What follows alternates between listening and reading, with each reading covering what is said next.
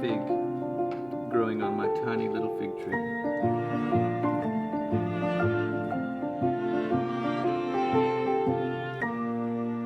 We're making Hootenanny for breakfast. This is my I don't feel like cooking breakfast and I'm gonna be completely lazy breakfast because it's the easiest thing in the whole world. So what's first, Hootenanny? Hootenanny is like a Dutch baby pancakes. Or German pancakes. So first things first, I have my extra large cast iron skillet in the oven and I just dumped a big old pat of butter in there. And I'm gonna let my skillet heat up while my oven is coming up to temperature. It's going up to 425 degrees. So this is my brother's favorite breakfast in the whole world and it's easy. And Jeff broke an egg yesterday, so I need to use it anyways. So I'm going to use 6 eggs. We have farm fresh eggs that our chickens laid. If you don't, the recipe works just fine. We just like the fresh ones because they're really good. And my friend Mariah got me this super awesome egg holder. Thanks, Mariah. Yeah, thanks, Mariah. And I like the blue eggs. They're one of my favorites. So say again, how many eggs? 6 eggs, 1 cup of flour, and 1 cup of milk. You mix it all together, put it in the oven. Dropped an egg. I see that. Until it's nice and poofy. Usually takes about 25 minutes. So, there goes the eggs. This is not a gluten-free recipe. I have not found a gluten-free flour that I like that works well in this recipe. So this is made with regular all-purpose flour. If you have celiac, bear with me and I'll figure out how to make this gluten-free. I've tried it with a 1-for-1 replacement, Bob's Red Mill, and it doesn't come out very well. It doesn't taste good. And even though you're gonna cover it with powdered sugar and some syrup, it still has to taste good. And Bob's Red Mill doesn't do it for me. So I'm gonna spend some time figuring out how to make a gluten-free version of this because it's one of my favorite things in the whole world too, but I don't get to eat it anymore. So when my brothers come or when I'm in Colorado, the cat is rubbing up against my legs. I usually have to make 5 or 6 batches of this Hootenanny because they like it so much, and each one of my brothers can eat an entire 9x13 by themselves. So I'm just gonna beat my eggs into the flour, and you really want to get this as smooth as possible. It's really difficult to smooth out the lumps once you get the milk in there, so you really want to do it while it's just the eggs and the flour. And your arm will get tired, but that's okay. It's worth it, I promise, to get it smooth. My boys will put powdered sugar and syrup on it sometimes. I have strawberry preserves that the boys will dump into the middle of it, or strawberry sauce, or some caramel apple jam can go in the middle. If you had fresh fruit, you could put like blackberries and raspberries in there, and that would be good. You can fill the middle of it with anything you want after it comes out of the oven. All right, so we're pretty smooth. So I'm gonna mix in 1 cup of milk. This is fresh goat's milk from our girls. And this is gonna thin this batter out like crazy. And so when this cooks in the oven... You don't need to use goat's milk, right? No, you can use any kind of milk that you want. We've made it with almond milk. We've made it with regular store-bought milk for years. Any kind of milk will do. I've never found a milk that hasn't worked. What about buttermilk? I've never tried it with buttermilk. We'll have to try that and see if it works. I wonder how the acidity would react with the eggs. Just curious. But we could definitely try it. Okay, so you see how smooth this batter is now? It looks absolutely beautiful. There's no more lumps because we worked so hard to get them out when it was just flour and eggs. So, I'm gonna pull my cast iron out. All my butter's melted. I'm gonna roll around in there. Take out my whisk. Come over here. Pour it into the cast iron. Scrape out every bit of that goodness, because trust me, you'll want it all.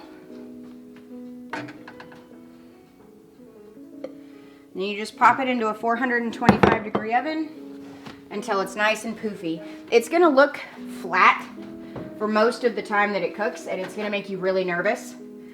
But if you're patient, when it comes out of the oven, it'll be about this tall. The whole thing poofs up, and then you're gonna cut little butter pats, put them in the middle of it as it kind of deflates.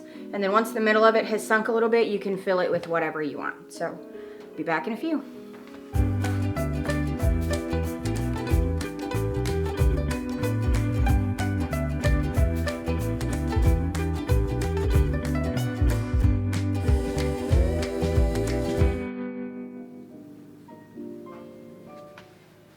All right, it's been about 25 minutes, not quite 30. And I'm gonna go ahead and pull her out of the oven. It is nice and huge and poofy. And set it right over here to cool down a little bit. So if you look in here, you can see how the middle part of it is actually cracked, and all that air that's underneath there will poof through. But the beautiful thing about doing this in cast iron is that none of it stuck to the bottom. You could pull this whole thing out in one piece if you wanted to. So I'm gonna get some butter. All right, so I'm just gonna take some little pats of butter that I cut here in my fancy snowman butter holder. And all I'm gonna do is just set them on the Hootenanny and let it melt. Because if this thing could be any richer, my goodness. But it deflates really fast, which is kind of fun when you have little kids, because it comes out of the oven as this big, huge, poofy thing, and then deflates. So, 3 ingredients, 20 to 25 minutes, and it's done. You put it in the oven, you walk away, set a timer, don't forget. I have done that before and have burnt Hootenanny. But it's easy, and it's cheap. Eggs are cheap, milk is cheap, depending on what kind of milk that you use, and flour is also very cheap. So for probably less than $1 or $1.50, you have breakfast. This will easily feed a family of 4. You can cut it in 4 pieces. It is more than enough food for one person. If you have a large family, you probably could get 8 pieces out of this, and depending on the age of your kids, this could still feed your whole family. I have 3 boys in my house, so this gets cut into 4 pieces. Each one of the boys gets a quadrant, and then Dad gets the second one because he's Dad. Well, you knew it. All right, so what else? If you don't have cast iron, what else can you use? Oh, easy, 9x13. Okay. That's normally what I put it in. Do you butter that or do you spray it? You just spray it. You can butter it if you want. I just put butter in my cast iron. 1, because there's never too much butter. And 2, it just helps make sure this comes out really easily. But you certainly could just spray a 9x13 and it would be totally fine. So I think this morning I am going to go get a jar of caramel apple jam, and I'm going to dump it in the middle. You know, the other thing that would be really good in here would be some apple butter or some pear butter. So this is caramel apple jam that I made last year. Think maybe apple pie filling. But this is what I'm going to put in the middle of the Hootenanny for the boys today. So I'm just going to cheat and use my knife and pop it open, because I have a hard time opening things with my nails. This is what it looks like. Doesn't that look good? What's in that? Caramel apple jam is whatever kind of apples you choose. I think these are Honey Crisp, because I made applesauce and apple butter with the Honey Crisp. So I'm pretty sure these are Honey Crisp. And some cinnamon, sugar, brown sugar, vanilla, a little bit of pectin, and you just cook it all down, and it makes, it is super. That's another video. Yes, I'll make a video for how to make this. But I'm just gonna dump this into the middle of this and kind of spread it around. And then the boys have kind of an apple pie-ish Dutch baby or Hootenanny this morning. I'm not going to put all of it in here because I have celiac, and if I put all of this in here, then I don't get to eat any of the caramel apple jam, and Mama's going to need some of that. So anyways, there you go. You just spread it around like this. And then it'll heat up the apples as it sits here for a minute.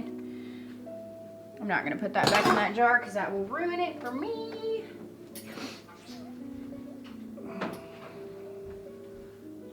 A little powdered sugar over the top, which everything is so warm it's just melting right into. But that's okay. There you go. Couple of minutes, couple of eggs, a little bit of flour, a little bit of milk. Poof, you have breakfast.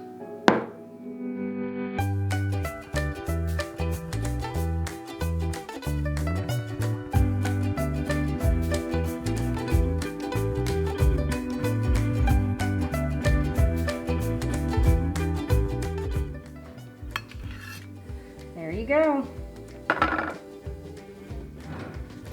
Thanks, Mom. You're welcome, baby.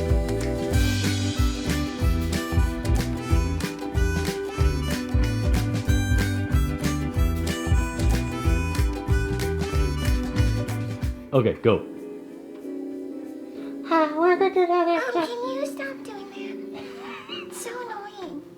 Quiet, you!